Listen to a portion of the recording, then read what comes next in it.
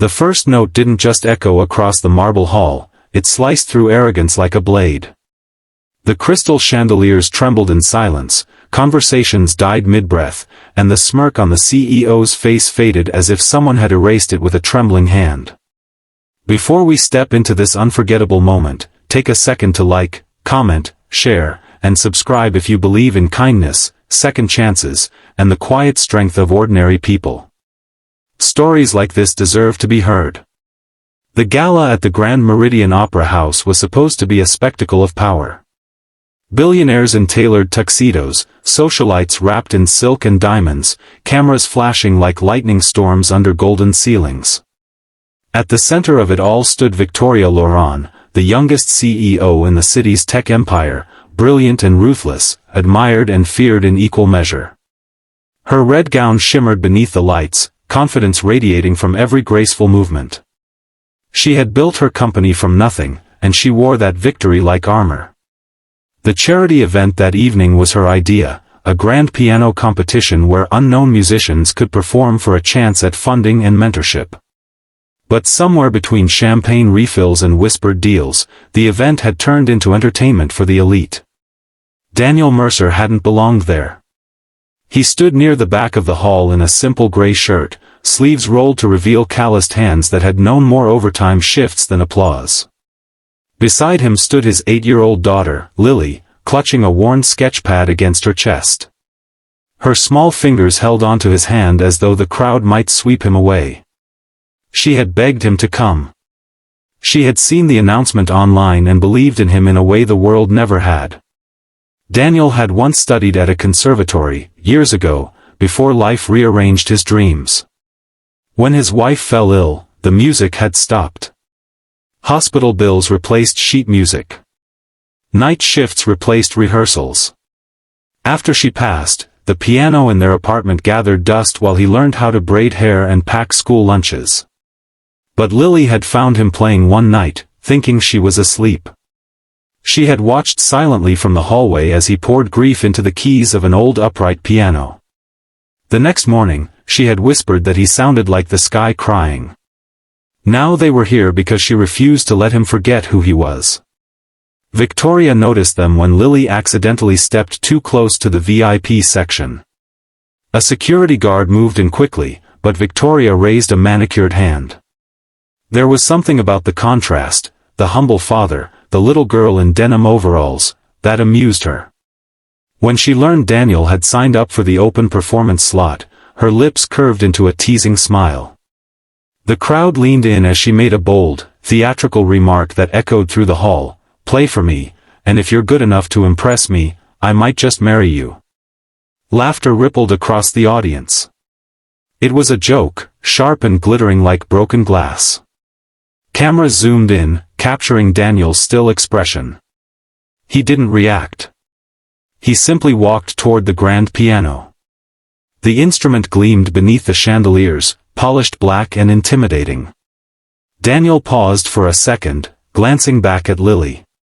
She gave him the smallest nod, her eyes bright with belief.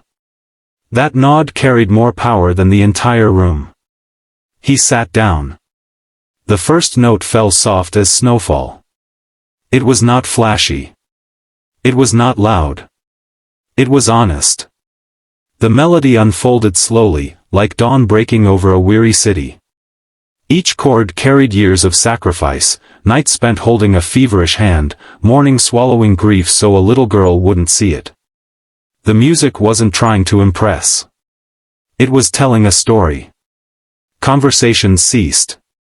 The clinking of glasses stopped. Even the servers froze mid-step. Daniel's fingers moved with quiet precision, no longer the hands of a factory worker but of a man who had once dreamed in symphonies. The melody swelled, tender and aching, rising into something almost unbearable. It felt like loss turning into love, like sorrow refusing to win. It felt like resilience. Victoria's smirk disappeared entirely. She had heard prodigies before. She had funded orchestras. But this was different. This was not performance. This was truth. The music stripped away her titles, her boardrooms, her billion-dollar negotiations. It reached somewhere she had locked away long ago, the young girl who once played piano before her father told her ambition mattered more than art. Daniel closed his eyes as the composition reached its peak. The final passage shimmered with hope, a quiet promise that even broken things could create beauty. When the last note lingered in the air, the silence that followed was sacred. No one moved. Then Lily clapped. Her small hands echoed through the hall, breaking the spell. The applause that followed wasn't polite, it was thunderous. People rose to their feet, not because they were told to, but because they felt compelled to honor what they had just witnessed. Victoria stood slowly, her eyes glossy. She walked toward the stage, not with arrogance now, but humility. In front of everyone, she acknowledged what the room already knew, that she had underestimated him. But more than that, she realized she had underestimated what music could still mean. Daniel didn't look triumphant. He looked peaceful. That night didn't end with a proposal or a fairy tale twist. It ended with something far more powerful. Victoria offered him a position leading a new arts foundation under her company's banner, fully funded, dedicated to single parents and overlooked talent. She asked him to build a space where dreams didn't have to be sacrificed for survival. He hesitated, not out of pride, but because his life revolved around one small girl. Lily squeezed his hand again. Weeks later, Daniel walked into a renovated studio with Lily at his side. Children from every corner of the city filled the room with uncertain excitement. Pianos lined the walls, waiting to be played. Daniel sat at one and invited the first child forward. Victoria watched from a distance that day, no cameras, no spotlight. She had learned that leadership wasn't about dazzling a crowd. It was about recognizing quiet brilliance before it fades. Daniel still worked hard. He still carried grief. But he no longer buried his music. He played every evening, sometimes for students, sometimes just for Lily. And every time he touched the keys, he remembered that one bold challenge meant to humiliate him, and how it became the doorway to redemption. If this story moved you even a little, take a moment to like, share, and subscribe.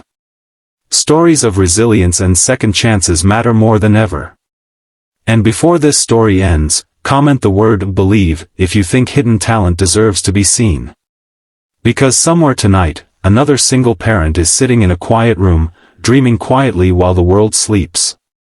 And maybe, just maybe, all it takes is one note to freeze a room, and change a life forever.